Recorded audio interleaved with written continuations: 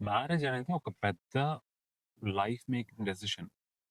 అంత ఈజీగా ఎవరు ఓవర్‌నైట్ డిసైడ్ అయిపోయి, ఓహ్! ఈరోజు నేను పెళ్లి చేసేసుకోవాలనుకుంటున్నాననేది రేపు చేసేసుకోరు కదా! సో, ఒక ప్రెషియస్ మొమెంట్స్ లైఫ్‌లో క్రియేట్ అవుతాయి చాలా మందికి. సో, మ్యారేజ్ అనే యాస్పెక్ట్స్‌లో. కొంతమంది ఏదో అబ్రాడ్ హైప్‌ని చూసేసుకొని, ఎలాగైనా అబ్రాడ్‌లో సెటిల్ అయిపోవాలి, కెనడాలోని, యూఎస్‌లో అని చెప్పేసి మ్యారేజ్‌ని ఫ్రాడులెంట్ యాస్పెక్ట్స్‌గా యూజ్ చేసిన వాళ్ళని చూస్తే ఆశ్చర్యపోవాలా? నవ్వాలా? ఏడవాలో తెలీదు. అలాంటిది. నేను చాలా రోజుల నుంచి వింటున్నాను. చాలా సంవత్సరాల నుంచి వింటున్నాను. ఆహ్, మ్యారేజ్ ఫ్రాడ్లెన్స్ యాక్టివిటీస్ జరిగితే ఎస్పెషల్లీ మోర్ ఇది నేను విన్న కన్సర్న్స్ బట్టయితే పంజాబ్‌లో జరుగుతది అని జెప్పేసి. ఎందుకంటే వాళ్ళు ఇక్కడ రావడానికని జెప్పేసి మ్యారేజ్ స్కాండల్స్ రన్ చేస్తారనమాట. ఇప్పుడు ఒక పీఆర్ ఉన్న అబ్బాయి గాని, ఒక పీఆర్ ఉన్న అమ్మాయి గాని, ఒక పీఆర్ ఉన్న అమ్మాయి కెనడాలో జాబ్ చేస్తుంటే ఓకే. సో, ఇక్కడ ఇండియాలో ఆ అబ్బాయి ఉంటాడు. మ్యారేజ్ చేసుకొని చేసుకుంటే ఆటోమేటిక్‌లీ తనకి స్పాన్సర్ చేయొచ్చు. So, okay. డిపెండెంట్ కింద ఇక్కడికి వచ్చేసేయొచ్చు. సో, ఆ విధంగా ఈజీగా గేట్‌వే అవుతది. ఎందుకంటే ఈ అబ్బాయికి ఇంగ్లీష్ బాగా వచ్చుండొచ్చు, రాకపోవచ్చు. బట్ పీఆర్ మీద అబ్రాడ్ వెళ్ళిపోయి సెటిల్ అయిపోవాలి, బిజినెస్ చేసుకోవాలి. ఏదో అని ఒక యాస్పిరేషన్ ఉంటది. బట్ చాలా ట్రై చేసి ఉంటుంటాడు, రాకపోతది. ఉల్టాగా చూసుకున్న పీఆర్ వచ్చిన అబ్బాయి ఇండియాలో ఉంటాడు. సో, అక్కడ అమ్మాయిని చేసేసుకొని ఇక్కడ రావడం. సో, ఇలాంటి ఫ్రాడ్‌లెంట్ యాక్టివిటీస్ చాలా రన్ అవుతున్నాయి. రన్ అయ్యాయి. చాలా మంది దొరికారు, దొరకరు. అందుకని ఆహ్, కెనడా గవర్నమెంట్ ఎస్పెషల్లీ మాట్లాడితే ఈ ఫ్రాడ్‌లెంట్ యాక్టివిటీస్ చాలా ట్రాక్ అయితే చేశారు. అండ్ జెన్యూన్ కేసెస్ కూడా చాలా స్ట్రాంగ్‌గా ప్రూవ్ చేసుకోవాల్సిన పాయింట్ వస్తుండే. వాట్సాప్ మెసేజెస్ అని చెప్పేసి, ఫోటోలు అని చెప్పేసి, వెడ్డింగ్ కార్డులు, ఆహ్, యూనో ఫ్యామిలీ కాన్వర్సేషన్స్ అని చెప్పేసి, ఒక ఎమోషనల్ బర్డెన్ చూపించుకోవాలి, ప్రూవ్ చేసుకోవాలి అవని చెప్పేసి. జెన్యూన్ కేసెస్ కూడా ఈ ఫ్రాడ్లెంట్ యాక్టివిటీస్ వల్ల చాలా సఫర్ అయిన ఆస్పెక్ట్స్ ఉన్నాయి. ఈ మధ్యన వచ్చిన ఆహ్, కేస్ ఒకటి టిమ్ హార్టన్స్. టిమ్ హార్టన్స్ అంటే కూడాని స్టార్‌బక్స్ మీకు తెలిసి ఉండుంటది. టిమ్ హార్టన్స్ కూడా ఒక కాఫీ చైన్ అనమాట. అది స్టార్‌బక్స్ కొంచెం ఎక్స్‌పెన్సివ్. టిమ్ హార్టన్స్ కొంచెం నార్మల్ మిడ్ రేంజ్ ప్రైసింగ్ ఉంటది. సో, టిమ్ హార్టన్స్ ఎక్కడ పడితే అక్కడ కనపడుతుంది మనకి. అండ్ ఇక్కడ ఇండియా నుంచి లేకపోతే వేరే కంట్రీస్ నుంచి వచ్చిన వాళ్ళు ప్రెడామినెంట్‌లీ పార్ట్ టైమ్ జాబ్స్ అంటే టిమ్ హార్టన్స్‌లో ఖచ్చితంగా చేస్తారు.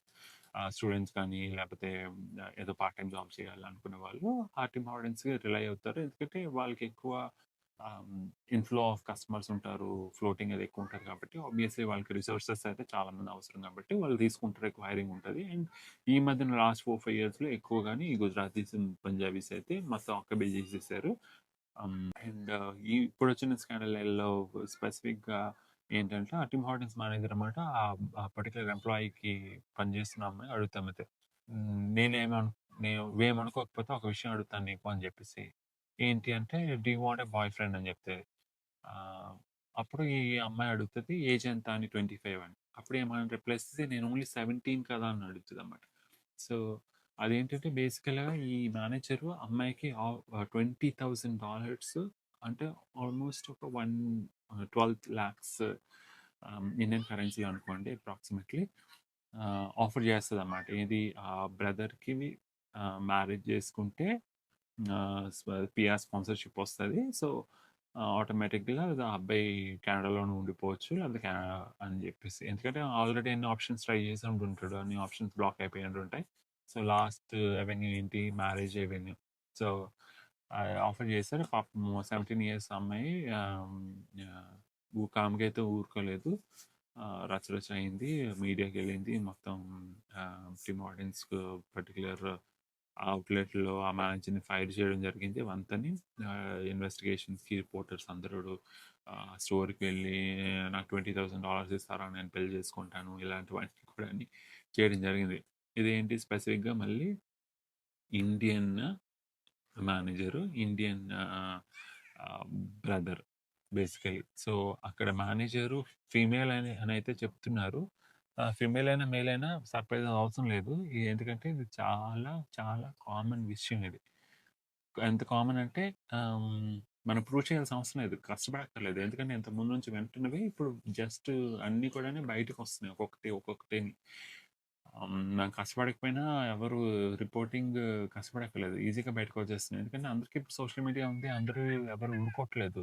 ఏదైనా తప్పు జరిగిందంటే ఖచ్చితంగా ఓకే. ఇది పక్కాగా పెద్ద బ్లండర్ అంటే మాత్రం బయటకొచ్చేస్తుంది. అంత దీనిగా ఉంటుంది ఈ మధ్యన.